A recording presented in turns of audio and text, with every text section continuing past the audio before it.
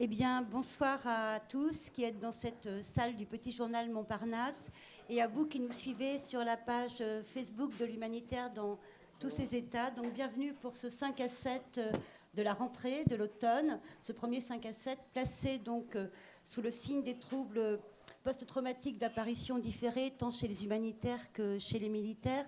Et je suis convaincue que tous nos invités, que je remercie énormément d'avoir accepté de venir aujourd'hui et de se prêter au jeu des 5 à 7 du CICR. Je suis certaine qu'ils seront riches dans leurs réflexions et dans leurs débats et que tous ceux qui sont également dans la salle auront beaucoup à dire. Je remercie beaucoup l'équipe technique Interneto qui nous permet de tenir ce débat dans de bonnes conditions. Et ainsi bien sûr que l'équipe du Petit Journal Montparnasse. Et sans plus tarder, je donne la parole à notre fidèle Christian Troubet, qui encore une fois accepte d'animer notre débat. Et au nom du CICR, je le remercie beaucoup. À toi, Christian. Eh bien, merci Ghislaine et bonsoir à tous et puis bonsoir à ceux qui nous suivent donc sur Internet. Alors notre premier débat de la rentrée, 5 à 7 du CICR de la rentrée sur un thème grave, mais malheureusement, effectivement, un thème devenu récurrent dans le monde, à la fois des ONG, du CICR, des agences des Nations Unies, de tout ce monde humanitaire confronté de plus en plus à des situations de sécurité difficiles, et avec cette question effectivement du stress post-traumatique qui est de plus en plus, on le verra, prise en compte au sein des différentes institutions et organisations. Et en même temps, un petit mot pour dire que ce stress post-traumatique, évidemment, on va parler des humanitaires ce soir, mais il touche beaucoup plus largement aussi toutes les personnes qui, de par leur métier, leur profession, sont exposées à ces questions-là. En premier chef, les militaires, bien entendu. On a un représentant avec nous, évidemment, de l'institution militaire. Et puis, j'irai aussi jusqu'aux journalistes qui prennent de plus en plus de risques aussi dans ces situations-là et qui sont aussi soumis à ce genre de phénomène. Alors, pour évoquer toutes ces questions ce soir, Ghislaine l'a dit, on fera aussi largement appel à vos témoignages, vous, public, qui êtes ici au Petit Journal à Paris avec nous. Et on reviendra régulièrement donc, vers vous pour des témoignages et aussi pour des réflexions autour de ce thème.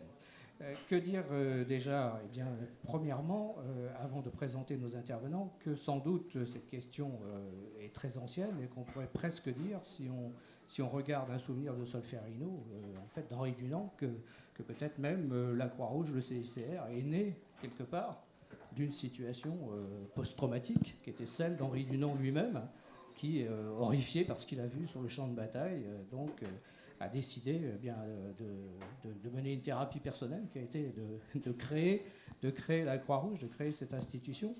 Enfin voilà, c'est peut-être un point de départ que je lance comme ça. Nos intervenants, eh bien, nous avons la chance ce soir d'avoir 5 intervenants de très grande qualité qui sont confrontés depuis longtemps à ces questions-là, tant au niveau des ONG qu'au niveau du personnel militaire et au niveau, bien sûr, du CICR. Je vous les présente sans plus attendre. Patrick Clairvoy. Bonjour. Bonjour. Patrick Clairvoy, mon général ou professeur, selon, voilà. Si vous êtes dans votre cadre militaire, vous êtes depuis 1977 dans ce cadre militaire et vous êtes évidemment spécialisé sur ces questions-là.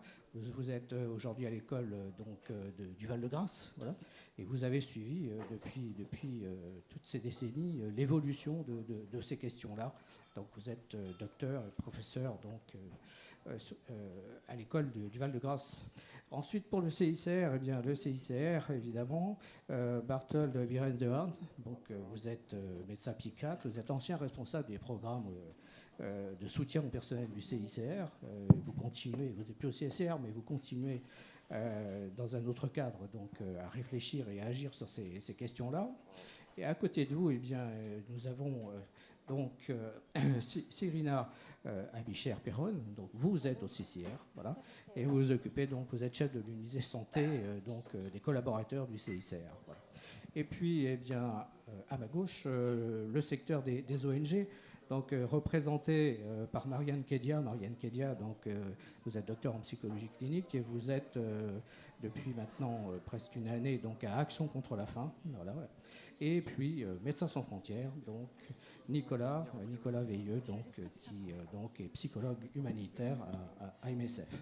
Ma première question, elle sera un peu pour vous cinq. Alors, c'est une question simplement pour créer peut-être une petite couleur, une petite ambiance avant d'entrer dans le débat. Je vous demanderai d'y répondre donc un peu brièvement. Bon, on évoque beaucoup ces blessures psychiques hein, chez les acteurs de l'humanitaire, chez les militaires, confrontés à des situations de violence, de guerre, etc. Et on a souvent tendance à dire en fait que cette pathologie est peu avouée ou voire même inavouable. Alors c'est une question que je vous pose. Voilà, est-ce que c'est cette réalité-là? Est-ce qu'on est dans le domaine de l'avouable ou de l'inavouable? Et puis alors symétriquement, peut-on dire en effet miroir, est-ce qu'elle est reconnue ou est-ce qu'elle est toujours un peu stigmatisante? Voilà, je commencerai peut-être par vous, professeur, sur ce premier point chez les militaires. Pour que l'on voie ces problèmes, il fallait d'abord les nommer. Et le nom officiel actuel de ces troubles, qu'on appelle état de stress post-traumatique, c'est un nom qui est apparu dans les années 80 dans les ouvrages de psychiatrie. Auparavant, ces phénomènes existaient, étaient nommés de plusieurs manières, mais je vais dire que ça fait quand même à peine 30, on va dire 40 ans, qu'il y a un mot pour dire cette maladie et pour dire que ces phénomènes ne sont pas les contours d'un trouble, mais sont le cœur même d'un trouble. Et la Première Guerre mondiale, très très riche dans ces expressions psychiques, troubles psychiques chez les vétérans, mais stigmatisés, montrés du doigt, traités comme faiblesse du caractère, troubles honteux. Et on va dire que pendant toutes les guerres qui ont suivi, ceux qui avaient ces difficultés avaient plutôt tendance à les cacher ou à les estomper dans des conduites de consommation de diverses substances, dont l'alcool. Et c'est vraiment la guerre du Vietnam qui a amené les Américains à produire ce terme. Vous savez que 3 psychiatres dans le monde sont américains, et donc à la psychiatrie américaine a admis l'existence de ce trouble, et bien il était mondialement accepté. On va développer un peu l'aspect historique, mais ce que je retiens, c'est qu'il fallait déjà nommer la chose, entre guillemets. Voilà. Côté CICR, donc même question pour vous. Oui, lorsqu'on s'écoute soi-même au retour d'une mission humanitaire, ou lorsqu'on écoute les gens qui reviennent du terrain, il est impossible d'ignorer qu'ils reviennent avec une souffrance et un mal-être très profond, souvent. Pas toujours, mais souvent. Donc cette blessure psychique dont on va parler s'élargit en réalité à tous les stress que vit l'humanitaire sur le terrain. Et c'est de cela qui m'intéresse de transmettre ce soir, c'est qu'il n'y a pas que la blessure liée au trauma, mais qu'il y a d'autres blessures, comme tout personnel qui travaille, expatrié, qui travaille dans une situation de violence, il y a donc d'autres blessures. Et c'est de ces blessures-là qu'on va parler. Madame Abichet. Oui, alors, tout à fait, c'est quelque chose de fréquent qu'on rencontre chez les humanitaires, qui est de plus en plus avouable. En fait, en tout cas à l'intérieur de l'institution, les gens ils en parlent facilement. Ce qui est beaucoup plus difficile, c'est à l'extérieur. C'est quand les gens ils reviennent dans leur famille, dans leur foyer, c'est le super-héros qui rentre et c'est extrêmement difficile d'admettre qu'on a eu des difficultés pendant la mission. Action contre la faim, avouable, reconnue. Je pense que c'est très dépendant des institutions et l'historique traumatique des différentes institutions, ce dont on se rend compte quand on parle les uns avec les autres. Je pense que c'est de plus en plus avouable, même s'il y a encore du boulot. Et MSF, est-ce qu'on reconnaît chez MSF effectivement ces blessures intérieures? Moi, ce qui m'a toujours frappé, c'est qu'au final, que ce soit sur le terrain, entre nous, entre expatriés, on n'arrête pas de parler de ce sujet-là. Le soir, après la journée de travail, on parle souvent effectivement de nos difficultés, de ce qui peut nous stresser sur le terrain, et puis par moments des choses violentes qu'on peut voir. Ce qui m'a quand même... Donc oui, on se l'avoue entre nous d'une certaine manière, c'est plus compliqué que lorsque la collectivité, l'organisation le reconnaissent, c'est plus difficile d'en parler dans le cadre d'un collectif en tout cas. Donc c'est pour moi un peu le petit paradoxe que je vois. Et c'est souvent quand même assez important de remettre ces discussions-là qui sont très très importantes quand on discute entre nous, mais dans un cadre professionnel aussi pour certaines personnes. Donc oui, on est un petit peu à la croisée des chemins, on va dire, à MSF là-dessous. C'est quelque chose qu'on discute entre nous et qu'on commence effectivement à élaborer au niveau collectif aussi. Bertrand Gires de Halle, vous avez écrit un livre qui s'appelle Sauveteur de l'impossible, où vous parlez justement de ces questions-là. Je voulais revenir un peu avec vous aussi sur l'histoire, sur l'histoire de la façon dont les humanitaires ont pris en compte, ou pas peut-être, ces phénomènes-là. J'évoquais Henri Dunant tout à l'heure. Est-ce qu'on peut dire ce que j'ai dit, c'est-à-dire que Henri Dunant, quelque part, a fondé la Croix-Rouge sur un traumatisme? D'abord, le sujet Henri Dunant, je crois que c'est impossible de le taire. Cet homme a été réellement précurseur, puisqu'il écrit dans un souvenir de Solferino, non seulement ce qu'il voit, il décrit ce qu'il voit, mais il a le culot de dire ce qu'il ressent, et il va décrire pour la première fois, ce qui n'a jamais été fait, le nombre de ses collaborateurs qui vont s'effondrer dans leur travail. Et Henri Dunant est un des premiers à dire on peut faire ce boulot à condition qu'on quitte le lieu de travail et qu'on aille s'aérer en dehors. Ce qu'il a fait d'ailleurs, Henri Dunant. À Solferino, il prend sa calèche et il va à l'extérieur pour se remettre un petit peu l'esprit à l'aise. Hein.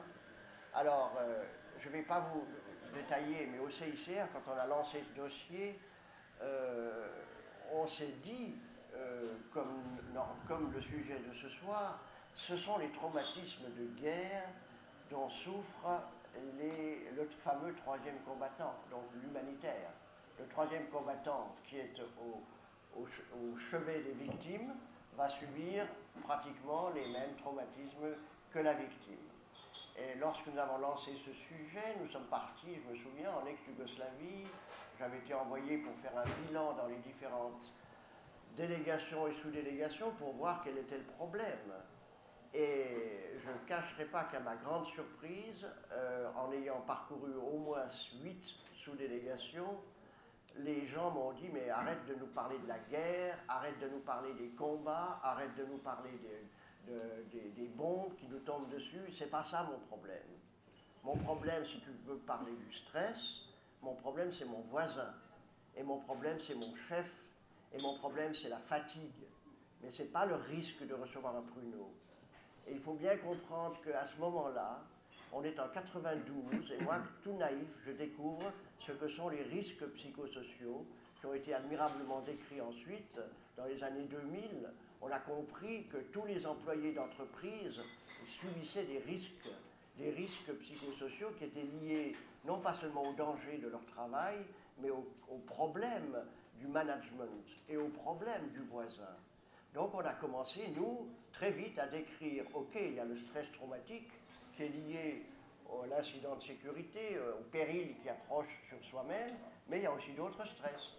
Il y a le stress cumulatif qui est lié à l'épuisement dû à la surcharge de micro-traumas qui, au bout d'un certain temps, fait qu'on doit quitter le lieu. Et puis il y a surtout le stress de base. Nous, il a bien fallu qu'on appelle ça de cette manière, c'est-à-dire le stress provoqué par les expatriés entre eux. Et quand à Sarajevo, les gens me disaient mais c'est pas le sniper qui me pose un problème, c'est la tension qu'il y a entre nous dans les équipes. Une fille me disait c'est le harcèlement sexuel de mon voisin, un autre disait mais c'est le harcèlement du chef qui me casse les pieds parce qu'il n'a pas compris que, etc. Bon, voilà, c'était ça. On prend acte, si vous voulez, en se penchant sur le stress traumatique, que l'humanitaire vit d'autres stress.